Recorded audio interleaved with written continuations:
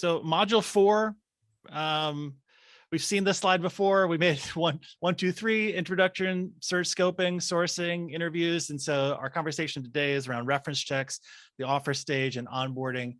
In order to make more time today in real time, this is why Katrina and I recorded those individual videos. So we sort of go deeper into the reference checks and offer stage and onboarding. So so those are available on the Mighty Network. So, you know, this sort of is a repeat of that overview, but main objectives today, we're going to talk a little bit about those reference checks and how the third party learning from others can help us learn more about the candidate. We're going to talk about the offer and all of those kind of traditional like sinkholes that, snapback opportunities that are present during that kind of phase, because it's just so kind of fraught with assumptions of how we move forward. Third objective here is switching our thinking to thinking about onboarding. So there tends to be this sort of shift in, okay, search is done, and now this new thing is starting, and that's somebody else's zone or a different committee that handles that or whatever. But how do we think about that as continuity from the search process and carrying it forward? And then co-creating a future. So what does it mean to kind of continually look at this and iterate sort of our processes, things you're about to try and how to learn from those, and where we might like to see this work go next. In those videos that we recorded, the one thing we started with was how reference checks, offer stage, and onboarding, and especially the offer stage, just seems to be rooted in like really tough to change ways and challenging to sort of imagine what that might look like. And so we talked about the purpose of reference checks historically is sort of this verify, avoid negligent hiring, but like what might it look like if it's another conversation to learn more about the candidates and what it might be, what they might need to thrive in your organization. And so we sketched out sort of the 15 to 20-minute conversation, including that sort of convoluted question around asking about the 2 things that this person should do to be even awesomer, and then how that's sort of shared with their reference and then goes back and forth. But how that has been a question that we've used in the past, and it really gets to a different level of conversation than what typically happens with reference checks, where it's sort of like checking the box for the thing that you have to do before you move on to the hire. So the 4 questions that Tim and I really love is thinking about, the people that you're going to be contacting for references. They have special insights and contextual insights into the candidates that you're speaking to. So that advice-based question, what ways worked for you? What advice might you give us for how we can be the best supervisor or colleague to them? That sort of allows them to share what worked well from their experience, and any kind of insights or learning that they might have picked up on through their relationship with this person.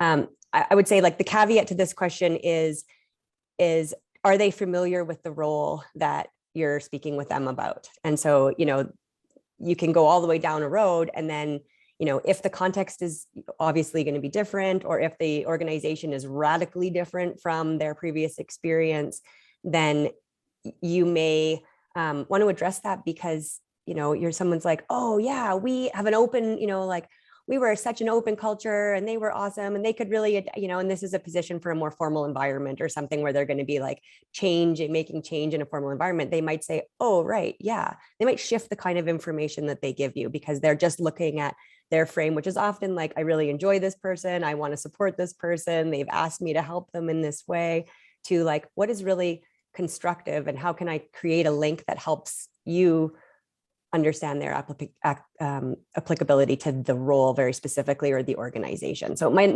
might not be their kind of first instinct of the stories to share, but if you've grounded that, then they might be able to put that other lens on and sort of give you some other insights. We really love that kind of, given that no one is perfect, what are 2 things to be an even better professional? We talked about this in the video. It's like, how, what could this person work on to make them even more awesome professionally?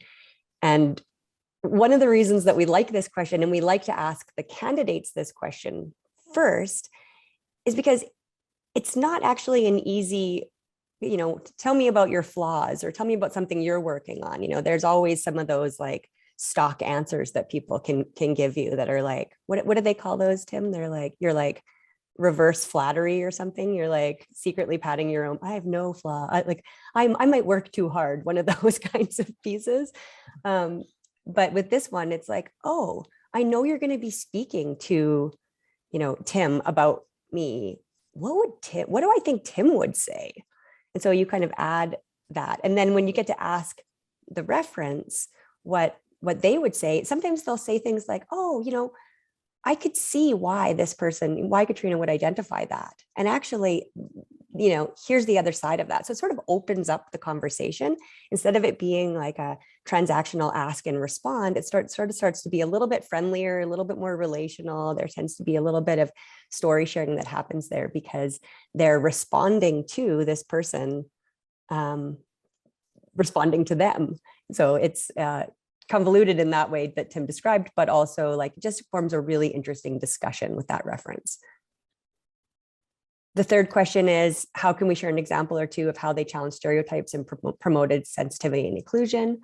So it can be an interesting space for people to sort of try to respond on their own to that question. Whether they're diminishing the impact or sort of speaking kind of generally or not sure that their efforts have been successful, from their own perspective. So when you ask a third party about that, they often have really different examples and really kind of help to see that authenticity in how the person sort of navigates that their organization and these questions related to anti-oppression and anti-racism. And then this is like, sort of the big, I don't know if it's a joke, but it's like the common saying in like the evaluation world. If you ask if there's anything else, this is the place where you're going to get like the most random, beautiful insights, the things that people just need. They don't have a place for it. They're going to tell you exactly, these little nuggets that will be so useful because they haven't been prompted to do that. So this is the catch-all that just gives them that last chance to say, in closing. And usually we find that those are really, really rich. If you've had a great discussion already, sometimes people are like, oh, I don't know, I don't think so. But if you think of anything, but more often than not, there's some really beautiful, beautiful examples in there. I'll put up the script for all of these too, especially because we talked about the sort of the convoluted nature of that one question. And so I'll put it in the resources for this module. So you have all of that.